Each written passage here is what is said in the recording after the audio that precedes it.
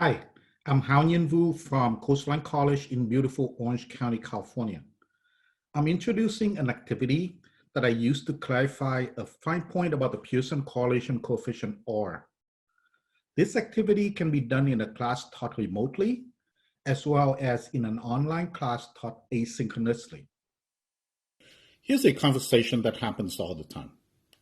I'd ask, if R is almost 1 or -1, what does that mean? Students would say, it means there's correlation. And I insist, there's what correlation?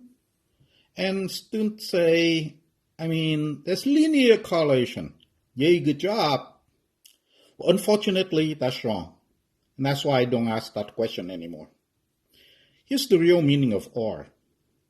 For R, first we suppose there's linear correlation between X and Y. And then under that assumption, R gives us the strength and direction of the linear correlation. And we do a good job of also explaining the contrapositive of it. We would explain that just because R is close to 0 doesn't mean there's no correlation. It's just that there's no linear correlation. There may be some other form of correlation. But we're still doing a pretty bad job explaining the definition itself.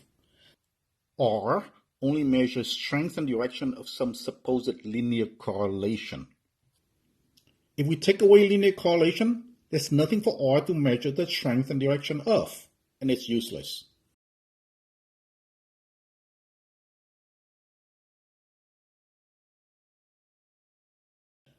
And that was what the English statistician Francis Anscombe showed when he created Anscombe's quartet.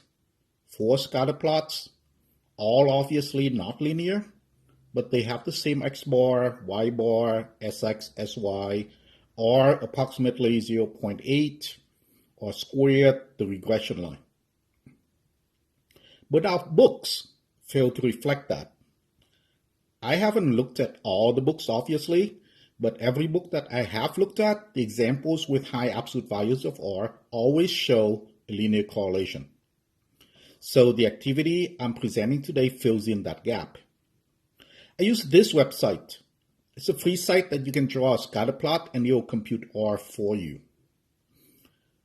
I let the students play with it a bit. They get a feel for R, and they see that a scatter plot that looks like a line will have R near 1 or -1.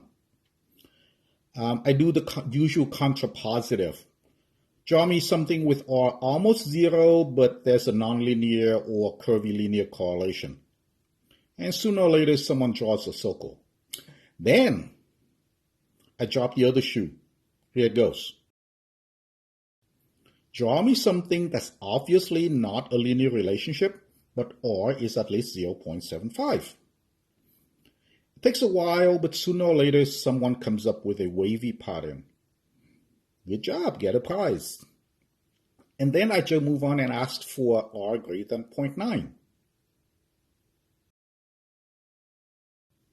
And even 0.99.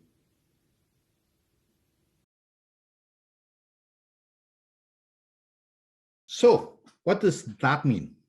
It means, as Anscombe himself said, you must always look at the scatter plot and not just rely on the computed value of R. There are things on a data set that you cannot get off of the summarized statistics without looking at the graph, such as outliers, nonlinear correlation.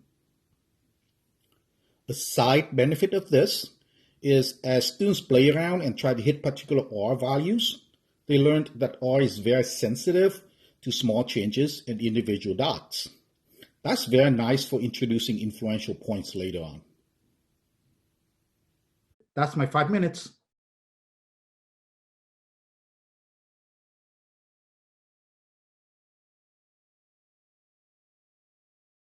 Thanks for watching. Bye.